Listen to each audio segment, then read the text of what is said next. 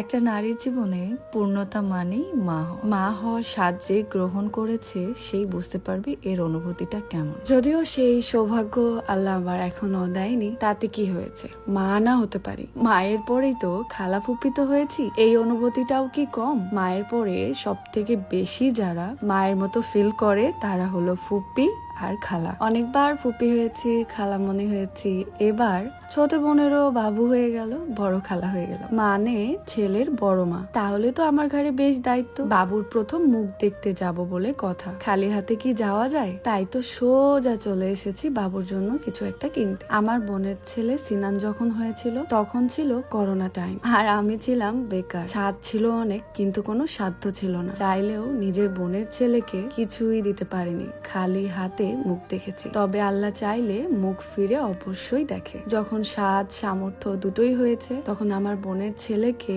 জান ভরে ভরে সবকিছু দিয়েছি, আর সে আমাকে স্মৃতিমা বলে ডাকে। খুবই অবাক লাগে যখন সে আমাকে মা বলে ডাকে, আমার প্রাণটা জুড়িয়ে যায়। আর কিছু সময় ভাবি যখন নিজের সন্তান ডাকবে মা বলে তখন কি ফিল হতে পারে। যাই হোক, আল্লাহ যা করে ভালোর জন্যই করে। এখন আসি বাবুর জন্য কি কিনছিলাম। ছোট বাবুকে জুয়েলারির মধ্যে কিছু দিতে হলে আমার সব থেকে পছন্দের হলো বালা। বালা দিতে আমার খুবই ভালো লাগে। মেয়ে বাবু হলে তো বাজে, ওইগুলো বালা দিতে খুব ভালো লাগে, আর ছেলে হলে বাজবে না, মানে ওই যে ঝুনঝুনি ছাড়া আর কি, ওই বালাগুলো দিতে আমার খুবই ভালো লাগে। আর এখন সোনা রূপার যে দাম, বাপরে বাপ, সত্য বাবুর জন্য একটা জিনিস কিনতে গেলেও মাথা ঘুরিয়ে যায়। এখানে রূপার এক জোড়া বালার দাম পড়েছিল 3400 টাকা। ওজনে কত আসছিল আমি একদমই ভুলে গেছি। আর বেশিরভাগ সময় রূপা আমি কিনি আমাদের সাহেব বাজারে পলক জুয়েলার্স থেকে। এখানে রূপার সব নিউ নিউ কালেকশন গুলো পাওয়া যায়। এখান থেকে বালা দুটো কিনে এখন যাব হসপিটালে। তার মধ্যেই দেখি আমার ভালোবাসার মানুষদের সাথে দেখা হয়ে গেছে।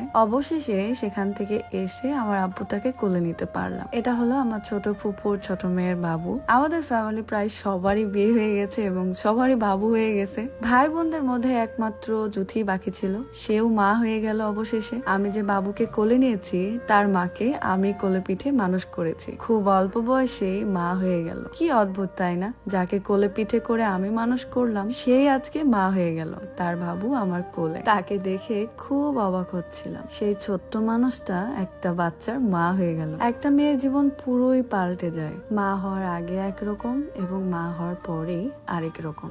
তার কথা শুনে মনে হচ্ছে সে আমার থেকেও অনেক বড়। সন্তানের প্রতি যত্ন, ভালোবাসা, টান, আহা, এ কি এক মায়া তাই না? কলিজাটা ঠান্ডা হয়ে যায়। একটা মা সন্তানের মুখের দিকে তাকিয়ে সারা জীবন পার করে দিতে পারে। ছোটবেলা থেকে আমি বাবু অনেক পছন্দ করি, আর ছোটবেলা থেকে খুব করে বলতাম তাড়াতাড়ি বিয়ে করব, তাড়াতাড়ি বাচ্চা কাচ্চা নিয়ে নিব। কিন্তু ভাগ্যে না থাকলে আসলে হয় না। আল্লাহ বাঁচিয়ে রাখলে এবং ভাগ্যে থাকলে হয়তো এমন দিন আমারও আসবে। ইস, ভাই বোনের ছেলে মেয়েদের প্রতি এত মায়া, এক একটা কলিজার টুকরা। সারাদিনের ক্লান্তি তাদের দেখলেই দূর হয়ে যায়। আমার আব্বুটাকে কত মিস করছি। ওর জন্য যে বালাটা নিয়ে এসেছিলাম, ভাবছিলাম এটা একটা স্মৃতি করে রাখার জন্য ওকে একবার পরিয়ে দেখি।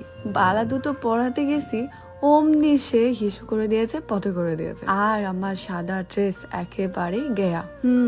রিভেঞ্জ তো নিবেই। খালামণি দুদিন পরে লেট করে তাকে দেখতে গেছে। এত ব্যস্ত থাকি যে বোনের ছেলেকে দেখতে গিয়েছি, তাও দুদিন লেট হয়ে গেছে। বালাটা পরানোর পরে আমি নিজেই হাসছিলাম, কারণ অনেক বড় নিয়েছে আমি, যেন বড় হয়েও সে পড়তে পারে। আর এটা কিন্তু ছিল আমাদের ছেলে বাবু। ও যখন কান্না করছিল ওর মা বলছিল আপু ওকে একটু দাও, ওর ক্ষুধা লাগছে।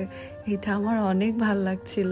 আসলে মা তো মাই, ছোট হোক পাগল হোক যেমনই হোক, মা তো দুনিয়াতে মাই হয় তাই না? এখানে অনেকক্ষণ ধরে খোঁজাখুঁজি করে আমি আর পপি নাম ঠিক করছিলাম। অবশেষে দুইজনের দুইটা নাম পছন্দ হয়েছে, আর সেটা হলো আরহাম জুবাইদ। নামটা কেমন হয়েছে অবশ্যই কমেন্টে জানিয়ে দেবেন। যদি আপনাদের সবার পছন্দ হয় এটাই হয়তো সিলেক্ট করব। আজকের ভিডিও এই পর্যন্তই। সবাই ভালো থাকবেন, সুস্থ থাকবেন।